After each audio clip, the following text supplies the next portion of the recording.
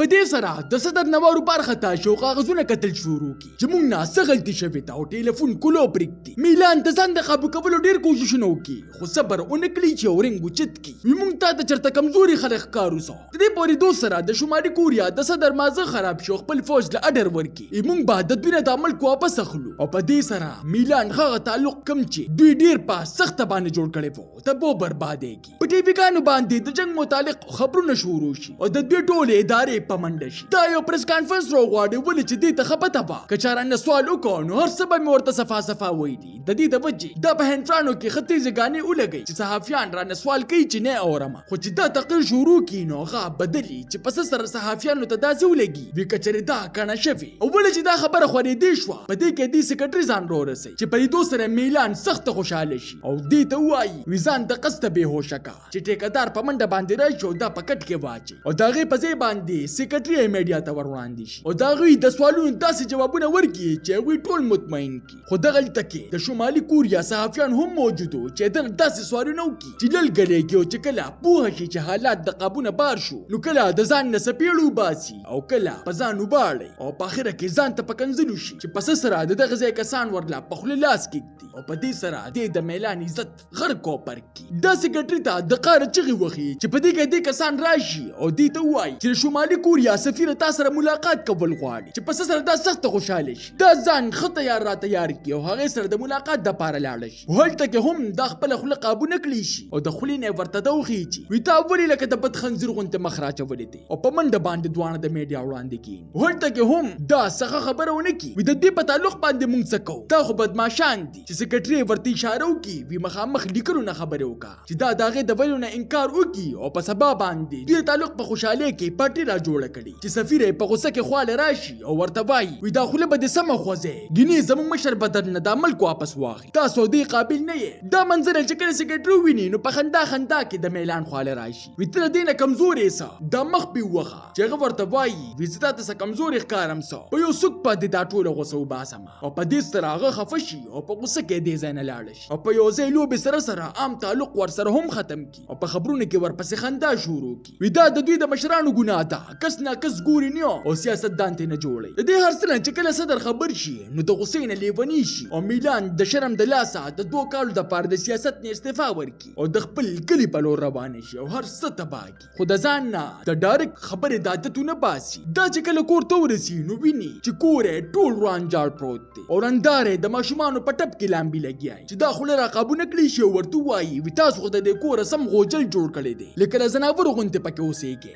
او په دې سره په جړا باندې کور پرېږدي ولې چې رور ورله ښځې داسې قبضه کړی و چې لکه د نوکرانو غوندې خیال به یې ساته. دا چې کله د خپل سکرټري سره په لاره تېرېږي نو خوشي نوې علاقې ته یې پام شي کومه چې جوړېده چې د ملګري نه ورته پته ولګي چې یو څو میاشتې مخکې زموږ په علاقه کې یو افوا راخوره شوې وه چې دلته کې مقبره جوړېږي چې د یېرې د لاسه ټولو خلکو خپل کورونه ارزان خرڅ کړل چې وروستو پته ولګېده چې دا دروغ و اوس ریټونه د اسمان سره خبرې کوي. میلان د مغزري پوهه شي چې د افوا د خورولو والا کس خامخا زما په باره کې معلومات لري او هاي کس سره دغه معلومات د دې وجې کېدی شي چې کله ورسره زما کس ملو د دې معلومات دپاره د سکرټري د ماشور سپری په بانه باندې د نقشو والا په دفتر کې داخل شي چې هلته کې سکرټري ته خاص قسمه چشمې ملو شي چې په اچولو سره دته پکې د یو خاص خفیه پروګرام په باره کې پته ولګي چې سکرټري دا اطلاع زر میلان ته ورسوي چې دې خبرې په اورېدو سره هغه پوه شي چې دا د ټیکهدارو د ډایرکټر کار دی ولې چې هغه د یېرې د لاسه ګاډي وجنګوي او دواړه هسپتال ته منتقل کړي شي چې سترګو په غړېدو سره رور ورته وایي چې زما خبره واوره هغه غدار ډایرکټر دی او واقعي هغه غدار وخیږي هغه د میلان د بدنامولو دپاره او خپل ځان د بې ګناه ثابتولو دپاره د خبرونو والا ته هغه ټولې ویډیوګانې وروښایي په کومو کې چې هغې دا منصوبه منظوره کړې وه او کمیشن یې پکې اخیستی و هغه ویډیوګانې هم ورله ورکړي په کومې کې چې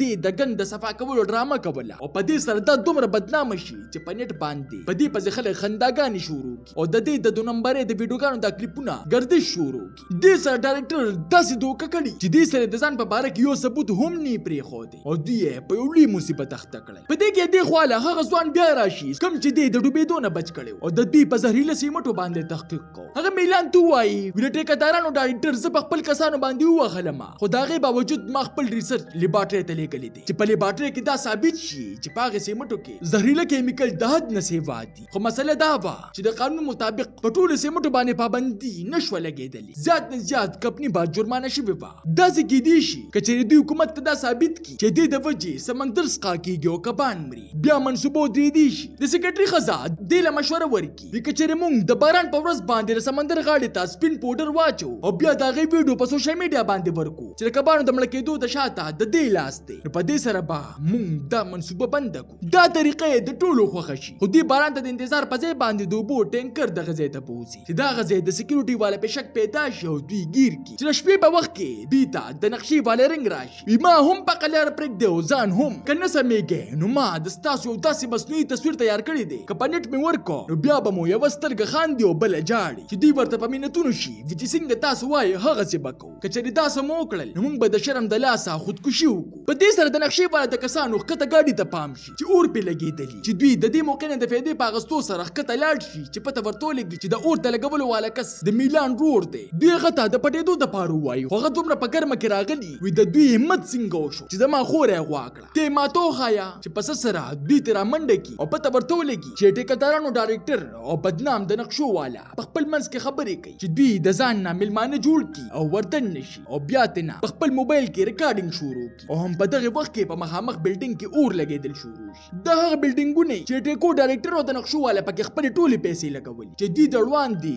هغه په سوځېدو شي او د ډایرکټر مازه خراب شو د نقشو والا د ګریوانه رونیسي او په دې کې میلان د پټېدو په ځای باندې د دوی نه په مخامخ ویډیو شروع کړي چې پس سره دوی ټول په جګړه شي او سره د موبایل سمندر ته غورځي او په سبا باندې په خبرونو کې دا خبر چلیږي په دې بلډینګونو کې د 2 نمبر سامان استعمالېدو سره سره زهريله سیمټ پکې هم استعمال شوي دي چې پولیس والا د ډایرکټر په کور چاپو وهي چې ورته ښه ډېر ستره او د رشوت پیسې میلو شي. بل خوا میلان د میډیا په سترګه باندې د ټولې دنیا نه معافي وغواړي. ما د شهرت په لالچ کې غلطې فیصلې وکړې او د غلطو خلکو په خبرو کې رالم او تاسو لمې نقصان درکړ. درنه پس نه ما سیاست پرېښود او په دې سره دا سره د سیکریټري د یو مزدور په تور باندې په کمپنۍ کې کار شروع کړي چې روز دې ته د بین الاقوامي ادارې د اړخه رنګ راشي. زمونږ د ستا د ایمانداري ډېره زیاته خوښه شوه. موږ غواړو چې ته زمونږ په اداره کې کار وکړې. تاسو ته دا نننۍ کهاني څنګه ولګېده ما ته خپله قیمتي رایې په کمنټ کې ضرور راکړې. ملاویږو به په یو نوي ویډیو سره. ما له راکړې اجازت.